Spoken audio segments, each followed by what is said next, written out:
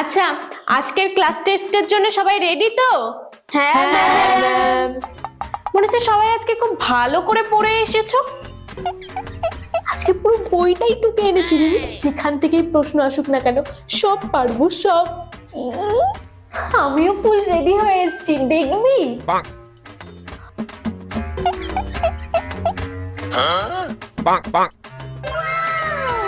তবে আজকে কিন্তু লেখা পরীক্ষা হবে না, আজকে কিন্তু মৌখিক পরীক্ষা হবে।